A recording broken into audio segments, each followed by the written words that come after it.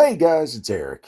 Check it out, man. So about, I don't know, 4 years ago, I got a chance to go up to Massachusetts and take a tour of the Battleship, Massachusetts. Well, this past summer, I got the chance to travel to the coast of North Carolina, and I am here at the Battleship, North Carolina, which is a real treat, a real honor. So I'm going to take you for a walk through here. I am certainly not a vlogger when it comes to vacations or whatnot, but a ship this incredible, this beautiful, I just figured I wanted to share it with you. You can see the big guns, 16-inch guns on this girl, and it is a beast. I got here about an hour and a half before they closed, so I did have to kind of rush through it, but here's the galley. I'm always fascinated by the galleys in these big ships because of how many men they could feed in how little time. Just always found it impressive. The scale, the size of how much bread they made, of how many potatoes they peeled, of how many eggs they served. Just always seems to me just to be kind of an incredible task in itself. To keep a ship like this running is one thing, but to keep the crew running is another thing altogether. Here's the 5-inch magazines. You can see where the ammo was kept here. Yeah, the condition of this ship was really, really good. I'll say that whoever is in charge of keeping up with things really did a good job with it. You can tell they put some love into it. Down here, headed into the engine room, and you can look down through the grates and see the bottom, all the piping for steam and all the piping for the oil, and it's just incredible. The turbines and all the rest. It's a really, really eerie but special feeling to be inside of one of these things. To think about it sailing, the North Carolina was in the Pacific and in the Atlantic, so they got to see both theaters of war, and to see and to think about what was going on in this room right here as they engaged enemies and just keeping it going. I mean, honestly, the thousands and thousands of miles that were put on these engines, put on the boilers and all the rest. It's just to think that all those years have passed and that this ship is still afloat, that this ship is still in one piece when so many other battleships and so many other great ships from World War II have long since turned into scrap metal. I don't know. There's something about it that's just beautiful. As you can see, these giant turbines and the gauges. There were guys that were trained to know what every single one of those meant, what every single one of those things did, what every knob and dial on this ship did.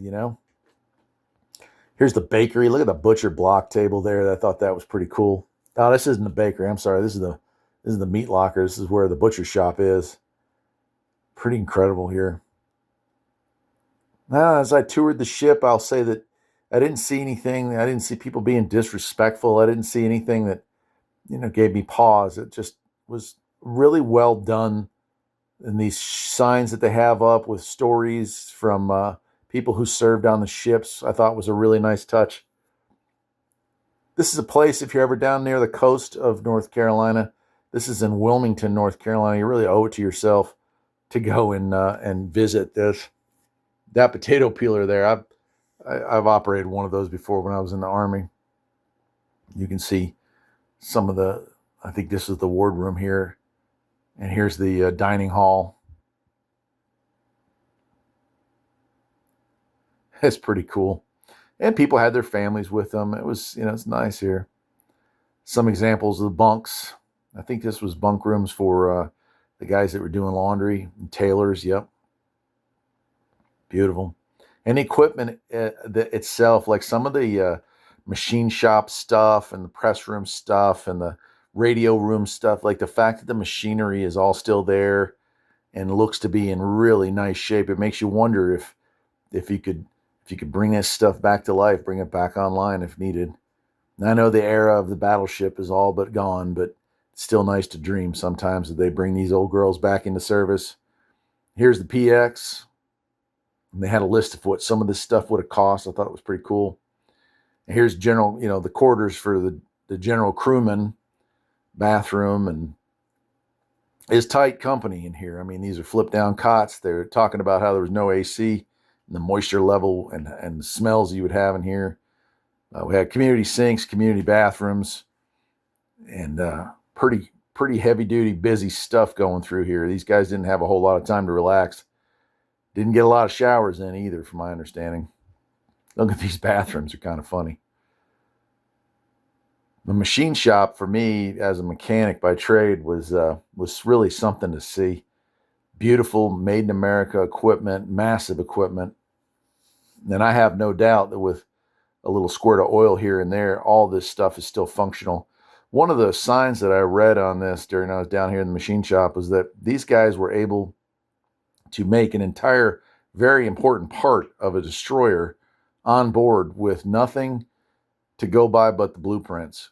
And, I can't remember if it was a gear or propeller or something large, but all they had were the blueprints off that ship, and they were able to recreate that part in less than 12 hours and get that ship back underway. And that is such an impressive piece of capability.